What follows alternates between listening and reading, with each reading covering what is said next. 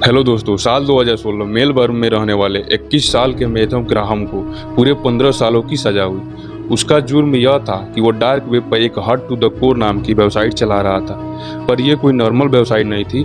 इस वेबसाइट में बच्चों को सेक्सुअली टॉर्चर करके उसके वीडियोज अपलोड किए जाते थे और वहाँ पर डिस्कशन होते थे कि कौन कौन से तरीकों से टॉर्चर किया जा सकता है, बॉडीज को ठिकाने कैसे लगाया जाए और अन्य ऐसी घिनौनी चीज़ें। पर डार्क वेब पर यह सिर्फ एक ऐसी वेबसाइट नहीं थी। यूनिवर्सिटी ऑफ पोर्ट्समाउथ के एक रिसर्च के अनुसार चाइल्ड पोर्नोग्राफी डार्क वेब पर पाया जाने वाला सबसे कॉमन कंटेंट है। और यह अगर सुन के आपके रोंगटे खड़े हो गए हो तो गलती से भी यहाँ के डिस्कशन फोरम्स पे मत जाना, क्योंकि यहाँ पे लोग अपनी डार्केस्ट फैंटेसीज को डिस्कस करते हैं, जैसे कि इंसानों का कौन सा बॉडी पार्ट्स ज़्यादा स्वादिष्ट होता है या फिर ह्यूमन स्किन से बैग कैसे बनाया जाए। अब अगर फ्रेंड आप एक नॉर्मल इंसान है और आपकी सोच ट्विस्टेड नहीं है तो ऑब्वियसली आप डार्क वेब पर नहीं जाओगे। लेकिन फिर भी अगर आपको एडवेंचर के लिए जाने की खुजली मच रही है तो मैं ये भी बता दूं कि आपको इसके अन्य कई सारे रिस्क हो सकते हैं यहाँ पे। अगर तुम नहीं चाहते कि कल को तुम्हारी कोई पर्सनल इन्फॉर्मेशन भी किसी डार्क वेबसाइट पे बिके तो एक बार दोबारा सोच लो। और फ्रेंड्स, अब सवाल ये उठता है कि अगर ये इतना डेंजरस और इलीगल है तो इस पर बैन क्यों नहीं लग रहा। शायद इसीलिए क्योंकि इसको बनाने वाला कोई नहीं बल्कि खुद वर्ल्ड सुपर पावर अमेरिका देश की मिलिट्री है। लेकिन इन्होंने ऐसी चीज़ बनाई ही कि क्या इसमें अमेरिका का भी कोई फ़ायदा है। हेलो फ्रेंड्स, मैं राहुल, और अगर ये सब सुनकर आपको भी डार्क वेब पर जाने की चुल मच रही है तो इस वीडियो में आप जानेंगे why you should never visit the dark web. और फ्रेंड्स, अगर आप किसी इंसान की ज़िंदगी रूइन करना चाहते हो या उसे टपकाना चाहते हो तो स्लेयर एसिनेशन और लाइफ रनिंग सर्विसेज यहाँ पर अवेलेबल है। ये इतनी घटिया और वाहियात सर्विसेज हैं कि दूसरों की ज़िंदगी बिगाड़ेगी भी और उन्हें हमेशा के लिए उठा भी सकती है। तो बेसिकली इस सर्विस में आप किसी और को ऑनलाइन सुपारी दे सकते हैं और ये सर्विसेज आपको डार्क वेब पर हर जगह नज़र आएंगी। लेकिन इसके साथ आपको दूसरी चीज़ें कुछ नज़र आएंगी तो वो खरीदने के ऑप्शंस, जैसे कि drugs, fake licence, fake US citizenship, organs, इंसानों का मीट, यहाँ तक कि खुद इंसान भी। आप तो यहाँ पर इंसान की पूरी आइडेंटिटी तक खरीद सकते हो, इंक्लूडिंग उस इंसान के credit card details, financial logins, email details, banking details और उसका ड्राइविंग लाइसेंस, और वो भी सिर्फ और सिर्फ 9 लाख रुपये। लेकिन ये सब कुछ लोग खरीदते कैसे होंगे, क्योंकि डार्क वेब पर कोई पर्सनल बैंकिंग डिटेल देने का मतलब हैकर्स को खुलेआम अपने बैंक अकाउंट में घुसने का न्योता देना। और इसीलिए डार्क वेब यूजर्स का सेवियर बन के आया डॉक्टर सतोशी नाकामोटो, जिन्होंने 2009 में दुनिया का पहला बिटकॉइन माइन किया था।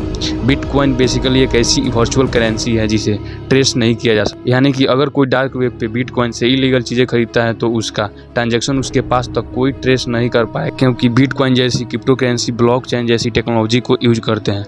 अब ब्लॉकचेन टेक्नोलॉजी का मतलब लिटरली ब्लॉक से बनी हुई एक चैन, जिसके हर ब्लॉक में ये कॉइन किसने भेजा और किसको रिसीव होगा और भेजने वाले के पास कहाँ से आया था, वो सब इन्फॉर्मेशन होती है। और हर ब्लॉक पर होता है उसका अपना एक हैश कोड जो बिल्कुल किसी फिंगरप्रिंट की तरह यूनिक होता है, और ब्लॉक में कोई चेंज आते हैं उसका हैश भी चेंज हो जाता है। लेकिन ये सब चीज़ों का डार्क वेब से क्या लेना है। सो फ्रेंड्स, अब समझो कि आपको पप्पू को बिटकॉइन भेजना है और उस ट्रांजैक्शन को हैकर हैक करने की कोशिश कर रहा है। सो उस हैकर को उस बिटकॉइन को पाने के लिए सबसे पहले उस ब्लॉक को खोलना पड़ेगा, और समझो कि उसने पहला वाला ब्लॉक खोल भी लिया तो उसके बाद उसे वो ब्लॉक खोलना पड़ेगा जिसके थ्रू वो आपके पास आया था। और इसीलिए डार्क वेब पर ट्रांजैक्शन करने का सबसे सेफ तरीका है क्रिप्टो करेंसी। लेकिन सिर्फ डार्क वेब पर ही नहीं बल्कि रियल लाइफ में भी ये सबसे सेफ ऑप्शन है, क्योंकि इसी टेक्नोलॉजी के कारण ऑनलाइन फ्रॉड होने के चांसेस भी नील हो जाते हैं। और डार्क वेब में जाने के लिए सबसे पहले आपको tor ब्राउज़र डाउनलोड करना पड़ेगा, जिससे आप पूरी प्राइवेसी और बिना किसी ट्रेस के डार्क वेब के वेबसाइट को एक्सेस कर सकते हैं। पर ये बिल्कुल मत समझना कि tor ब्राउज़र डाउनलोड कर लिया तो आप एकदम सेफ हो जाओगे।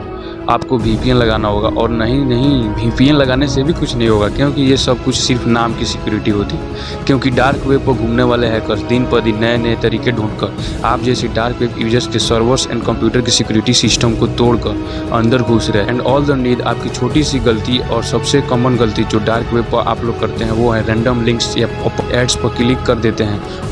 और ये popup ads normal popup ads जैसे ही दिखते हैं, बट ये बिल्कुल मत सोचना है कि उसके ऊपर जो एक्स बना होगा ना उस पर क्लिक करके उसे कट कर दोगे। ना, बंद होने के बजाय तुम्हारे कंप्यूटर में डार्क वेब से चीज़ें डाउनलोड होने लगेगी जो बेसिकली वायरसेस होंगे एंड और भी चीज़ें जो दिखेंगे बिल्कुल नॉर्मल ऐप की तरह, लेकिन वो ऐसे मालवेयर्स होंगे जो आपके कंप्यूटर में रूप बदल कर छुपे रहे होंगे और आपके कंप्यूटर का सारा इन्फॉर्मेशन हैकर्स को भेजते रहेंगे। और उसमें आप क्या कर सकते हो? बिल्कुल कुछ भी नहीं, क्योंकि इस पॉइंट पर आपकी सारी इन्फॉर्मेशन हैकर्स के सामने एक्सपोज हो जाएगी। और इसीलिए किसी भी न सीखे या रेगुलर इंटरनेट सर्व न करने वाले को डार्क वेब पे एक्सेस नहीं करनी चाहिए, क्योंकि डार्क वेब पर कुछ ऐसी वीडियोज है जो आपसे आपकी रातों की नींद उड़ा देगी। अगर आप ध्यान से देखोगे तो रेड रूम, उल्टा मर्डर, राइट, जी हाँ, जिसे देखने के लिए बड़ी तादाद में लोग आते हैं और वो पैसे देकर कह सकते हैं कि उस इंसान को किस तरह से टॉर्चर करना है। कोई कहता है 10,000 लो और उसके सारे नाखून उखाड़ लो, या फिर 15,000 लो और उसके सर के एक एक बाल खींच लो।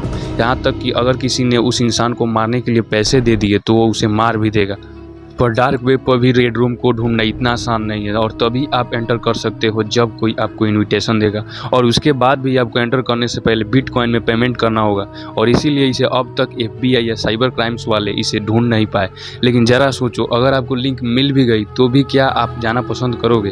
पर फ्रेंड्स, अब मन में यह सवाल आ रहा होगा कि क्या डार्क वेब को वाकई में बनाने के पीछे मकसद यही था कि लोग यहाँ पर इलीगल काम निश्चितता से कर सके? सो बेसिकली ऐसा है ना, इंटरनेट पानी में डूबा हुआ एक आइसबर्ग या बर्फ के पहाड़ के जैसा है, और जो इंटरनेट हम यूज करते हैं वो उस आइसबर्ग के सिर्फ 10% ही है। उसे कहते हैं सरफेस वेब।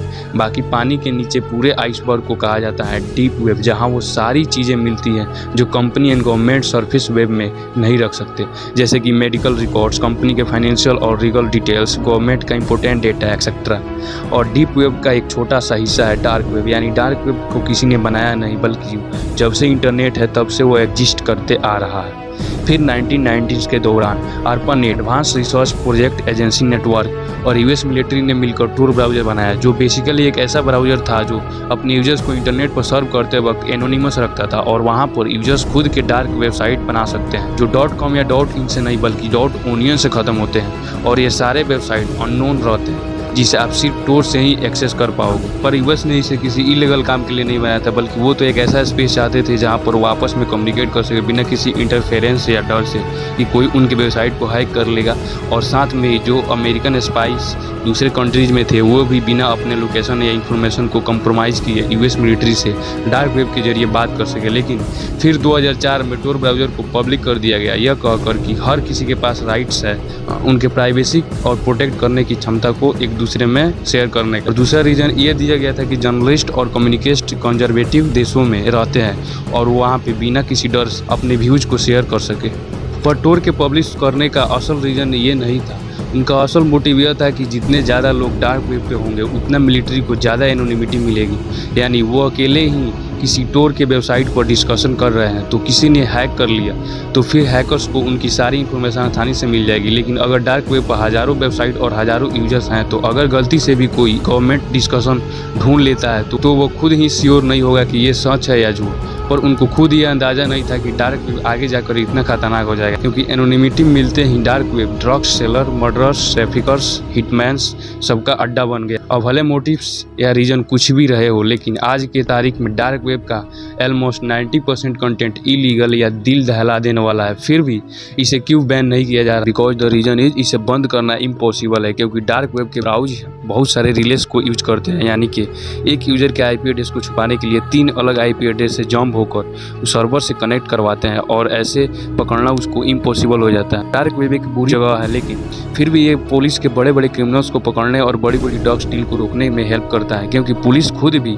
एनोनिमस बनकर अपनी आइडेंटिटी छुपाकर इसमें एंटर करते हैं। और कई देशों ने तो खुद के टास्क फोर्सेस बना दिए 24/7 अंडर कवर रहकर डार्क वेब को मॉनिटर करते रहते हैं। ये वीडियोज के और उसके साइट्स पे आने वाले यूजर्स को ट्रेस करते हैं, और इसी तरह उन्होंने last massive global dark web take down में 197 लोगों को अरेस्ट किया। और कई बार जब एक्चुअल वेबसाइट के ऑनर्स को पकड़ा जाता है तो वो उनसे उनकी वेबसाइट पे आने वाले लोगों के डिटेल्स एंड IP एड्रेस निकलवाते हैं। यानी अगर तुम गलती से भी किसी दिन किसी गलत वेबसाइट पर चले गए और अगर वेबसाइट का ऑनर अगर अरेस्ट होता है तो तुम्हारे दरवाजे पे भी पुलिस का दस्तक हो सकता है। देखो फ्रेंड्स, अब मैंने तुम्हें डार्क वेब में क्यों नहीं जाना चाहिए उसके बारे में रीजंस बता दी, जो मेरा फर्ज था। लेकिन आगे तुम्हारी मर्जी, आपको फिर भी जाना है तो एटलीस्ट अपनी सिक्योरिटी का कड़क बंदोबस्त कर रखना, और कभी भी अपने पर्सनल डिटेल्स को रिवील मत करना, और किसी एड्स पर क्लिक मत करना, और कुछ डाउनलोड मत करना।